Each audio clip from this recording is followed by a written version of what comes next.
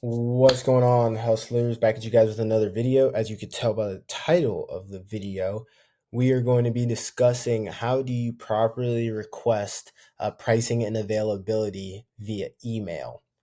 Right. So let's say you're trying to fulfill an RFQ, and then you want to reach out to a company, but you don't know what to say to sound professional, or you don't know what to say to cover all your bases to make sure you're getting all the required information. So that's what we're going to get into in this video. So I'm actually wearing the same thing as I was in another video because I figured I'd just give you guys a twofer and just record two videos back to back and then upload one today on Saturday and then just upload another one for you guys on Sunday just because I'm feeling good. I'm feeling like a content creator. I'm in that mood. So without further ado, let's get into it. So what I have up here is an email RFQ template, and I've given this out for free via my LinkedIn a whole bunch of times. Everybody who signs up for a boot camp or a recorded version of our class gets this. I swear by this.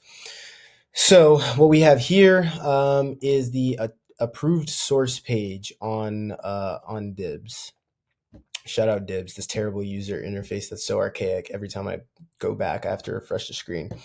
So kind of just going to show you guys kind of an example of like what the process would look like, right? So all I did was just put in 1560 as that's an FSC code that I'm familiar with. I know it has to do with aircraft structural components. That's like one of my niches.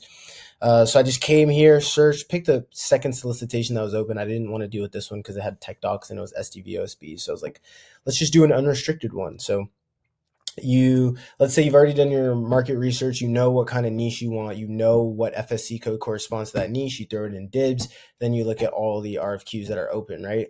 So realistically, before you send the email, right, you should come to this page and then you should do some research. Like you should open up the solicitation and then you should look at the procurement history, determine if the incumbent or the approved source keeps winning it. Because if they are, then it might not be worth your time. Then see, how long it's been since they bought it. And then do some market research, see what the pricing and availability or what the product market looks like in terms of companies that have it, via like a Google search, or if you want to use like a parts marketplace software, there's a couple different ones out there, right? So then let's just fast forward. Let's say you've already looked at all that stuff and you're like, okay, this is definitely a solicitation that I think is worth my time. This is something that I want to look into, right? So then you head to your Outlook or your Gmail, right? And then you're like, okay, shit, what do I say? I need to sound professional. I need pricing and availability for this. So boom, this is the duet. This is the sauce. Take this, use it, run with it, use it to make yourself money, create generational wealth, pay for your kids' college, pay off that student loan debt. This right here is the sauce. This is how you do it. So it says, hi, can you please provide me a pricing and availability for the following? Less is more, guys. I'm a simple guy. Please include lead time, weight, and dimensions for the part. So lead time, that makes a difference because whatever lead time they give you, my rule of thumb and everything that I teach my clients is you want to add 100 days to whatever lead time they give you. I don't care if you can ship it to them tomorrow and it's in your backyard. You never know what could happen with supply chain issues. I see it happen all the time. Like my second or third client ever, she went to Croatia and she took like a week-long vacation. She won a contract while she was there, after we found a product market and some strategies that worked for her. And then she was like, oh, it's at Best Buy, I can literally get it tomorrow. She won while she was in Croatia. You can't access DIBs when you're outside of the country, so she never got a chance to do it. And then she sees when she comes back and she's like, oh, I won a contract. I was like, oh, that's awesome. And then she's like, oh, but I bid it and I said I was going to give it to them 7 days ago. And it's been 5 days since then. I haven't even bought the material. Well, then you're SOL. And your first contract, that's your first impression. You don't want to screw that up with the government. So even if you can ship the material tomorrow, if it's in your backyard, if it's sitting, in your closet, right? I don't care. Add 100 days onto the lead time. Weight and dimensions. Even if it's FOB origin and DLA is paying for the shipping, you still want to know the weight and dimensions. It's going to let you know how much space is taken up. It's going to let you know, hey, do I need to go get a flatbed, or do I need like an 18-wheeler, which would be a pain in the ass if you need an 18-wheeler and you probably need to get it palletized. But if you do need to get something palletized, you'd find that out via this email, via the weight and dimensions portion. And then just thanks so much. Be polite, right? So then you want to include your part number. Pretty simple. Boom, right there. We copy and paste this part number right into here. Then your quantity.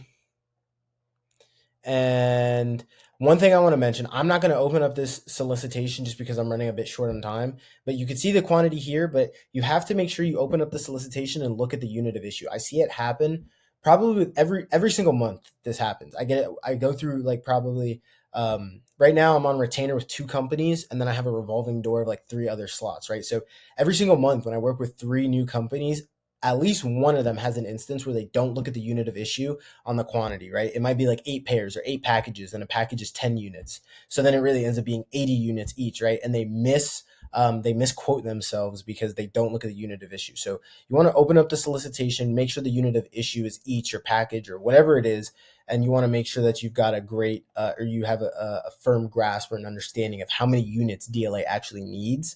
So in this instance, it's 8, right? But if it's package, right, and each package is 10 units, then it would be 80. Then your description. So description and nomenclature, same exact thing, right? So a lot of people get confused on that. So you would just copy and paste your description into right there, and then your manufacturer is going to be Bell Textron. That's your company name that's listed on the approved source page here. Now, granted, there are other companies you can have. There are alternate companies that you can use. I teach my clients how to use different softwares, and there's different websites that you can look at to find approved sources. There's a couple other places that you could look, but for the purpose of the video, we're just going to use the one that's here. Then you've got the manufacturer cage code. So you'll copy and paste that from the approved source page. Boom. Then you want to include your NSN. So the reason you want to include your NSN is because one company might store, this plate retainer in their inventory, but they might not, whoopsie daisy, but they might not identify it by the part number that you have listed. But part numbers, like one NSN number could have multiple part numbers. Think of it like this. An NSN is a social security number that's unique to you. And then you have a first name and a last name and a middle name. Maybe you're a junior, right? So the NSN is like the social security number. It's like the serial number. It's unique to that part. They will never repeat. Whereas the part number, you might use it like I go by Day, but my government name is Daymin, right? So if you talk to my friends that have only known me since I've lived here in my apartment at Flight Training, they're like, who the hell is Damon? And they're not going to know. But then if you like show them if you like say, oh, I'm looking for Day, they're like, oh yeah, he lives in that apartment in that building, right? So your NSN is going to allow the person that you're requesting the quote from to ensure that they're giving you the right part number. Because sometimes it could also be that one part number can correspond to multiple NSNs as well. So you want to be careful with that. I see that happen quite a bit, and people get prices on like a valve or something, and the price of the valve is so much cheaper than, whatever it is that they were trying to sell. And they're like, oh, this pricing is great. And then I look at the NSN and I'm like, sweetheart, you almost just got us in a world of trouble here. And then your alternate part number, this would be like if there was multiple approved sources that were listed here, or if you looked in some of those other softwares, you could see, okay, what other companies are approved sources that use that or that manufacture this, and then you could put their part number in where it says alternate part number. But in this instance, there's not one on DIBs, so you would just leave this out. You would delete that, and then boom, this would be the email that you send. So less is more, pretty simple. This is a nice little email template that you can use. This is what I use. This is what we train all of our employees at Two Lions Aerospace to use. This document has been through so many different employees, and if it worked for us and it helped take us from 0 to 14 million, this is what I used to become a $3 million salesman. This is what I've taught almost 100 companies how to use over the past 3 years. And if it works for them, then I know it'll work for you. So today was a short video. I hope you found it informative. I hope you found it useful. Connect with me on Instagram, TikTok, LinkedIn. If you found this useful, please like, comment, subscribe. By the time you're watching this, we should be at 500 subscribers. The goal is to get to 1,000 in, I don't know, let's see. We're about to be in March. Let's just say by we're at 500 by my birthday. Can we do that by my birthday? 1,000 subs. That's going to be like 4.5 months. If you get to 500 subs in 4.5 months, I'd love you guys. So like, comment, subscribe, share if you found the video informative. And thank you guys so much. Take care and use this to make some money.